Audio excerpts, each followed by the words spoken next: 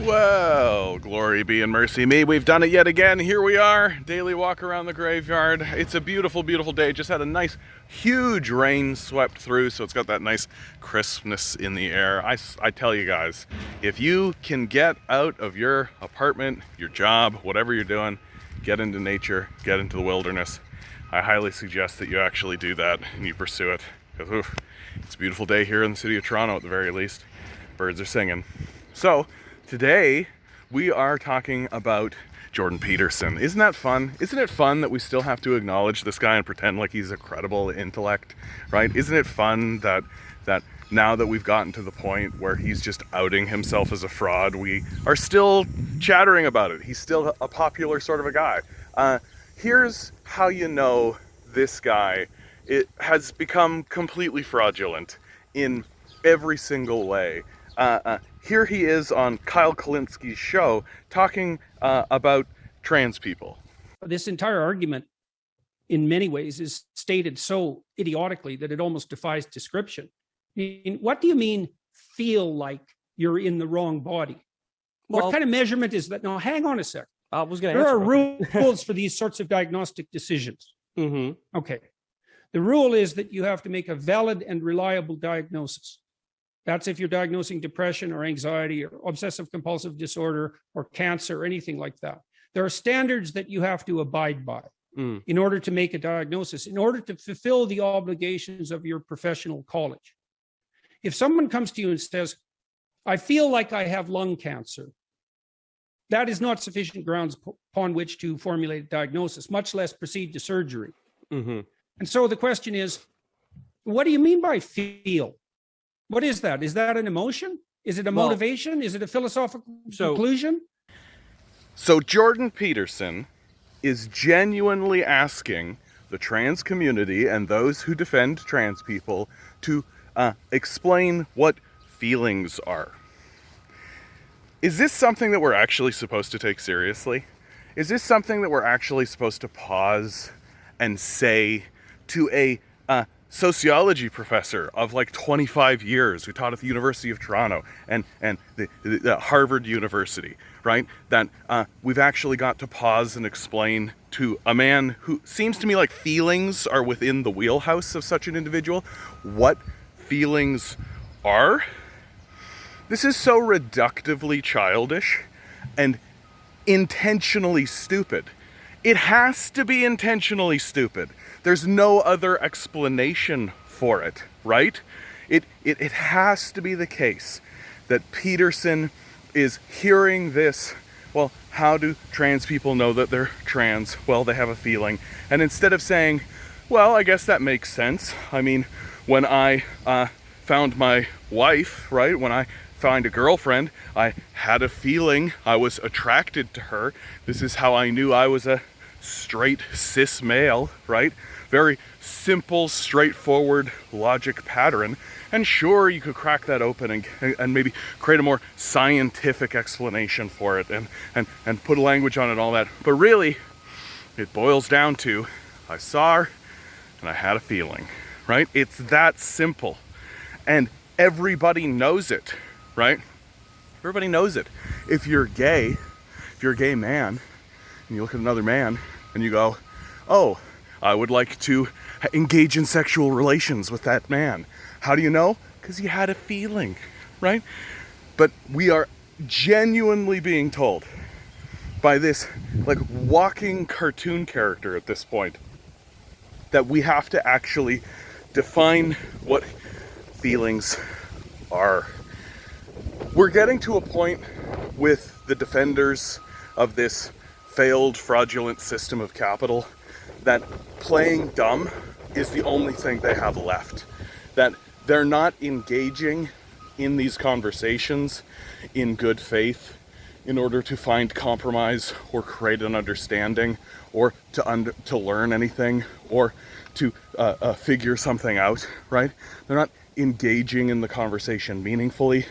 They are engaging in the conversation only to confound and confuse the conversation. They want things to spin in their wheels. They want the tires to spin. That's what they want. Why do they want it that way? Because they have the power already, right? They're already configuring the courts in order to launch a crusade against women, soon to be homosexuals, trans people, probably black people as well, right? They're already configuring things this way. They already have the power. They already have the wealth. They've already committed the corporate coup. They already exist in a state where they have the power, right? So any conversation they get into, they don't need to justify themselves. They're not interested in justifying themselves. They're only talking to you so that you will continue wasting your time talking to them. That's it. And they are going to find the stupidest possible things to say on purpose, right? There's no other explanation for saying something so absurdly childish, except to reinforce your own personal bigotry, right?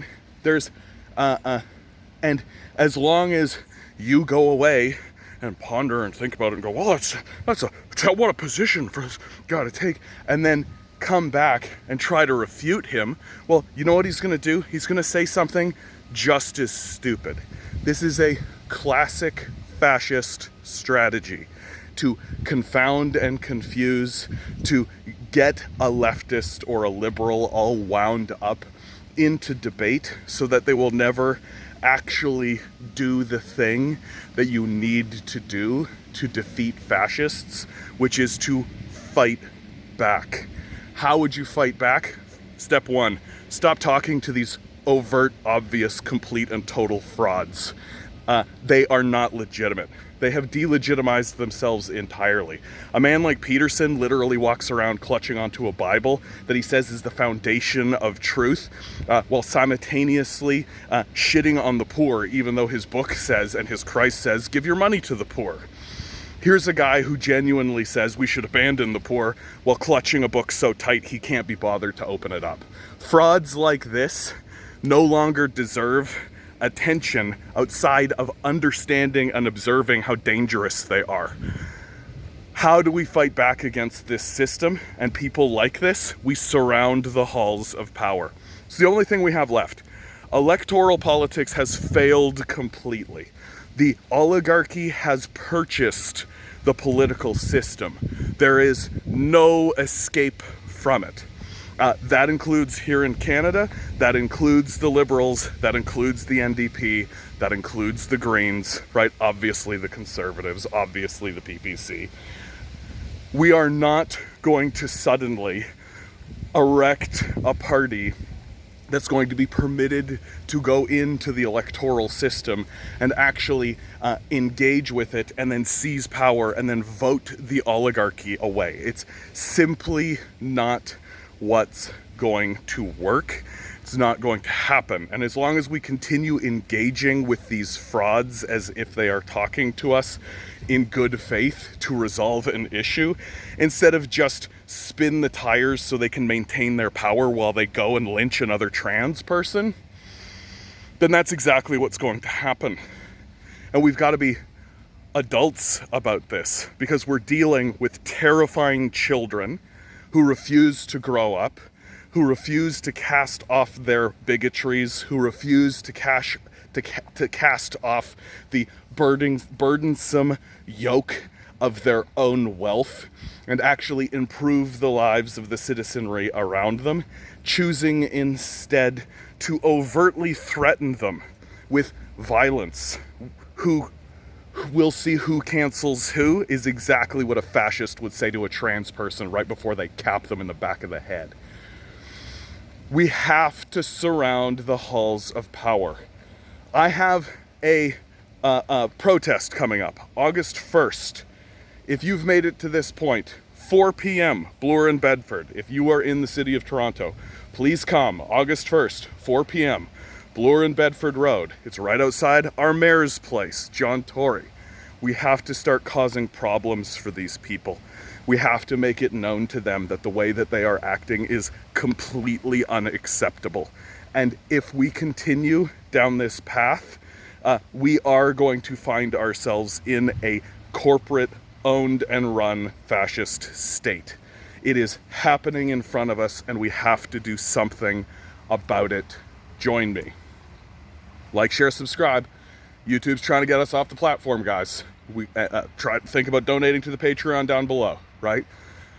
Every little bit helps. Every little scrap helps. Even $1 helps. Think about donating. Come to my live stream, 6 to 9 p.m. Eastern Standard Time. And for God's sakes, always remember, you are a quantum being walking around in quantum energy. These billionaires and these psychopaths are doing everything they can to make sure you never realize it. So you'll just stay the good little commodity that they need you to be. Revolt, rebel, repent. Good luck. We're gonna need it.